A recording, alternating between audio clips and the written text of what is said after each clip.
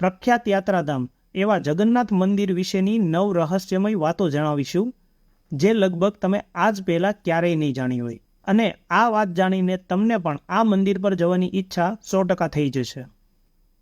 તમે તમારા જીવનકાળમાં ઘણા મંદિરમાં ગયા હશો અને જોયું હશે મંદિર પરની ધજા પવનની દિશામાં જ લહેરાતી હોય છે. પરંતુ અહીં એવું નથી બનતું.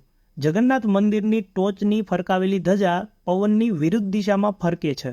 આ પાછળનું રહસ્ય આજ સુધી કોઈ જાણી નથી શક્યું. જો તમે જગન્નાથ મંદિર ગયા હશો તો જરૂર જોયું હશે આ મંદિરની ટોચ પર એક ચક્ર બનેલું છે. આ ચક્ર અષ્ટધાતુનું બનેલું છે, જેને નીલચક્ર કહેવાય છે. આ એક એવું રહસ્યમય ચક્ર છે જેને તમે કોઈ પણ એંગલથી જુઓ તો તે તમારી સામેની સાઈડ હોય તેમ જ દેખાય છે. અહીં પ્રસાદ બનાવવાની રીત કંઈક અલગ જ છે. આ મંદિરમાં માટીના 7 વાસણોને એકની ઉપર એક રાખવામાં આવે છે અને નીચે આગ લગાવેલી હોય છે. તમને ખબર જ હશે કે જે વાસણ આગની નજીક હોય તેમાં ખોરાક પહેલાં રંધાય છે, પરંતુ આ મંદિરમાં સૌથી ઉપરના વાસણમાં રખાયેલો ખોરાક સૌથી પહેલાં રંધાય છે અને સૌથી નીચેના વાસણમાં રહેલો ખોરાક સૌથી છેલ્લે રંધાય છે.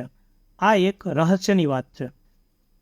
જગન્નાથ મંદિરનું બાંધકામ એવી રીતે કરવામાં આવ્યું છે કે દિવસના કોઈ પણ સમયે મંદિરનો પડછાયો જમીન પર પડતો નથી. પણ હજુ પણ એ નથી સમજાયું કે આ કોઈ ખાસ એન્જિનિયરિંગ રીતે બનાવવામાં આવેલું છે કે આની પાછળ કોઈ રહસ્ય છે. ત્યાં એવું મનાય છે કે તમે મંદિરની બહાર હો ત્યારે દરિયાના મોજાનો અવાજ તમને સંભળાય છે, પરંતુ રહસ્યની વાત એ છે કે તમે જેવા મંદિરમાં દાખલ થાવ છો ત્યારે દરિયાના મોજાનો અવાજ આવતો આપોઆપ બંધ થઈ જાય છે. મોટા ભાગે તમે જોયું હશે કે સમુદ્ર કિનારે દિવસ દરમિયાન સમુદ્ર તરફથી જમીન તરફ પવન ફૂંકાતો હોય છે અને રાત્રિના સમયે આ જ પવન જમીન પરથી સમુદ્ર તરફ ફૂંકાય છે.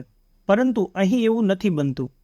અહીં દિવસ દરમિયાન જમીન પરથી પવન સમુદ્ર તરફ ફૂંકાય છે અને રાત્રિના સમયે સમુદ્ર પરથી પવન જમીન તરફ ફૂંકાય છે.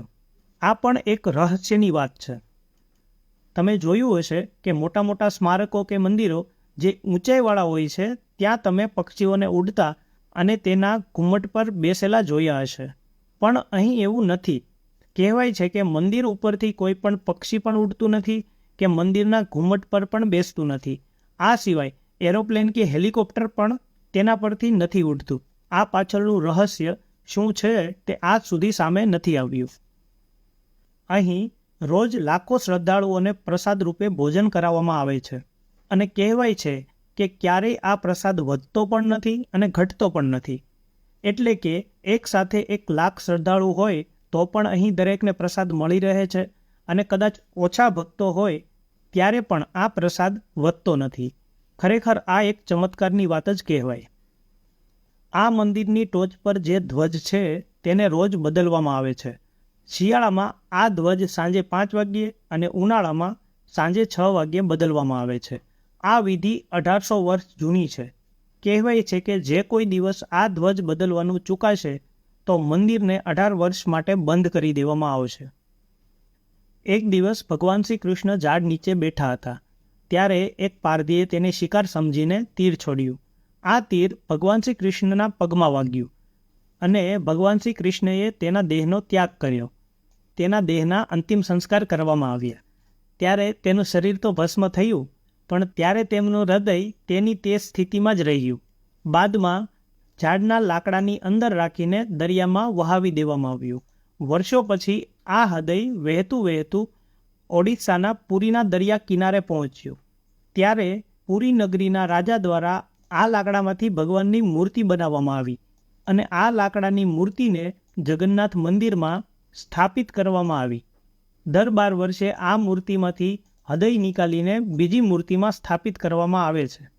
કહેવાય છે કે જો કોઈ માણસ આ ઘટના જુએ તો તેનું મૃત્યુ થઈ જાય છે અને જે પંડિતો પણ આ કાર્ય કરે છે તેમની આંખ પર પણ પાટા બાંધેલા હોય છે. કહેવાય છે કે આ મૂર્તિમાં ભગવાન શ્રી કૃષ્ણનું હૃદય રહેલું છે. તો આ હતા જગન્નાથપુરી મંદિરના